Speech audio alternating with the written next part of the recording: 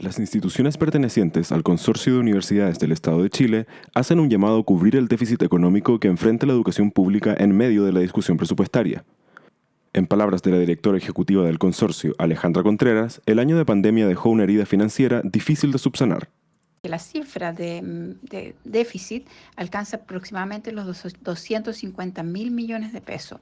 En este total encontramos, por ejemplo, el impacto que tiene la falta de matrícula, dado que en estos años evidentemente las familias se vieron más complicadas para poder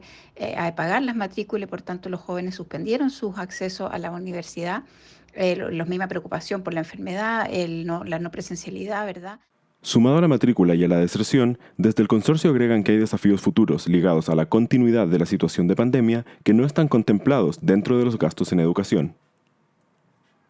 Evidentemente, una cosa son los gastos que se han realizado, pero también hay que pensar que estas consecuencias se van a extender hacia el futuro, como por ejemplo con la necesidad de nivelar a los estudiantes que van a ingresar a las universidades, dadas las dificultades o menores competencias que han adquirido en el periodo escolar y que por tanto eso va a requerir mayor esfuerzo por parte de las distintas universidades para generar las nivelaciones académicas que ellos van a requerir y eso evidentemente implica gasto. Lo mismo tiene que ver con las medidas sanitarias que hay que mantener, los equipamientos asociados a esto, etcétera, la posibilidad de tener clases híbridas que evidentemente requiere una infraestructura adicional.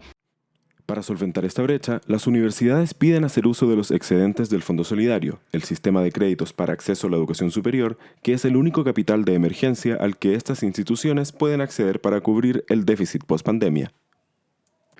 El actual proyecto de ley autoriza usar solo los de este año, cubriendo menos de un quinto del déficit total. En este contexto, las casas de estudio piden hacer uso de los excedentes acumulados. En medio del ambiente electoral y de la construcción de una nueva Carta Magna, las universidades del Estado batallan un complejo panorama económico. De cara a la nueva Constitución, el llamado del consorcio excede la discusión presupuestaria actual y piden una garantía estatal para el financiamiento de la educación pública.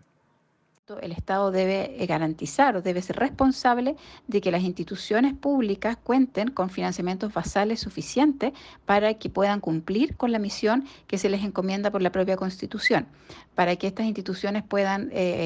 garantizar, como digo, la educación y no solamente esto, sino que también el cumplimiento de sus misiones establecidas por ley, como es la investigación, la vinculación con el medio, el desarrollo de la ciencia y la cultura, etcétera, tienen que contar con los recursos suficientes. Las indicaciones presentadas por el CUECH a la Ley de Presupuesto es una más de las herramientas con que las instituciones del Estado buscan conseguir recursos para cubrir, al menos en parte, los vacíos dejados por la pandemia.